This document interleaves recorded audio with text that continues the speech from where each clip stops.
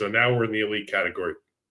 There's 3 teams, and check my math on this. 32 is a big number. So there's 3 teams in the elite category. I'm going to start with the Buffalo Bills, okay? I'm going to start with the Buffalo Bills. And for the same reason that I had the Chargers in the solid category, I think that we can put the Bills in the elite category because of this. I think Spencer Brown is that good at right tackle. I think Dion Dawkins is that good at left tackle. I think their quarterback is that much of a threat on 4th down, and you can put a dent in the line of scrimmage and follow either of those tackles where you want to go.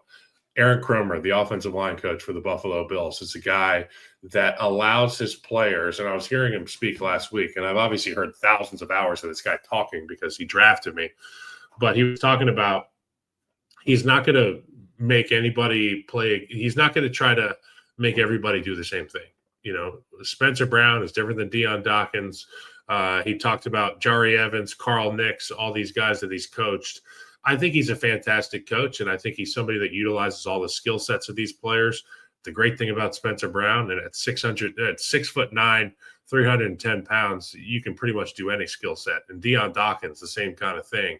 The demeanor that offense has, the reliance that they put on that offensive line week in, week out, they have experience. This is where the experience comes into play. These guys have been in big games. I put them in the elite category. I would probably put them more in solid because, again, this is an offensive line-led team. They don't have like a true number 1 receiver or weapon, right? James Cook is really good out of the backfield. I'm forgetting my man's name, the receiver, the slot guy that they just played. He was number 2 in – Khalil Shakir was really good in regards to yards after catch. He was number 2 in the NFL, only behind the Triple Crown winner, Jamar Chase. But to me, this is one of those units that just works really well together. Like Dion Dawkins obviously is the Pro Bowl type player. And shout out to my guy, the Snowman, for bringing Protector of the Year award to life, right? We had him on during the Super Bowl, really pubbing it. And it's officially out there, the Protector of the Year. Spencer Brown has been really good at developing at right tackle. The interior 3, they're solid guys. I won't say they're all pros or Pro Bowl type players, but I think to your point, when you talk about Coach Kromer, he's got these guys in sync and they work well together. So when you talk about the unit collectively, yes, they play at an elite level, but I think they're more of a solid group. But to your point, right, everything flows through this offensive line when it comes to the run game, where it comes to Josh Allen. And you know this, it's important that you know how your quarterback plays, because you can tell the way that Spencer Brown sets in pass protection. He knows what Josh Allen is thinking when he drops back in passes, right? So for those defensive ends, when you feel like he's oversetting you, it's a setup. He's doing it on purpose. Yeah. It's all bait. Don't fall for the banana in the tailpipe. That's what the coaches used to tell us, right? Don't fall for that. Don't fall for that cheese on that mousetrap, because what he's going to do is he's going to overset a little bit. With that big frame at 6'9", he can mush you down the line of scrimmage and gives Josh Allen a short edge. Like, he's doing that on purpose. Wash him. Correct. He's doing that on purpose. So I love how this unit plays together. And I think when people were saying, well, they don't have the subsequent weapons to make a run at the Super Bowl, what they didn't account for was the continuity of that offensive front. Okay, here we go. Continuity at the offensive front. Well, let's go ahead and talk about some of that with the Denver Broncos, who are also in the elite category. I got to meet Garrett Bowles when he was coming out of college, and he was like 26, 25 when he was coming out of college. Hilarious guy. So much fun, so much passion, and he plays the game the same way that he behaves off the field, just like big personality. Mike McGlinchey, a guy who can play the game of football, really smart, somebody who can get it done in the run game, obviously really tall, so pad level can be an issue at times, but he's got the experience. He's a good player. And then Quinn Miners, who I think is one of the best in football at the guard spot. You've got continuity there. You've got the offensive mind in Sean Payton that'll put you in the great spots. And we talked about, you want 2 tackles, you get 2 tackles and a guard, you're in a really good spot. That's where the Broncos are. That's why I've got them in the elite category. Yeah, I'm so glad you gave my guy Quinn Miners love, because and not enough people talk about it, but he's literally in that rare of being one of the top 2 or 3 guards in football. and nobody talks about this. And I talked about this when you had to step away a little bit ago.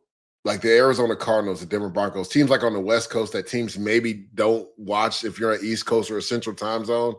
Like these are the two teams you need to watch, right? I think the Arizona Cardinals and what Jonathan Gannon has been building, especially when it comes to the trenches, is something to watch and adore, right? And same thing can be said for the Denver Broncos and what they've done with their offensive line over the last few years, refortifying it, with bringing in Mike McGlinchey, drafting Quinn Myers, bringing in Ben Powers. Like they've done a really good job of refortifying this offensive line. And we know they have a young quarterback, so they want to run the football. And they drafted my guy RJ Harvey. And I've been on record saying this, and he was a second-round pick, but I believe he's going to win Offensive Rookie of the Year behind this offensive line because he's so explosive, his start and stop, his ability to catch the ball out of the backfield, the contact balance that he has. I think he's going to go crazy in Denver with Sean Payton in that offense and Bo Nix at quarterback. Another running back offensive line combo that will go crazy, and I say it because we've seen it before, is Saquon Barkley and the Eagles offensive line. And the Eagles, I'm going to finish with the Eagles. 2 elite tackles. You got 1 first ballot Hall of Famer in Lane Johnson. Landon Dickerson is the size of 2 refrigerators.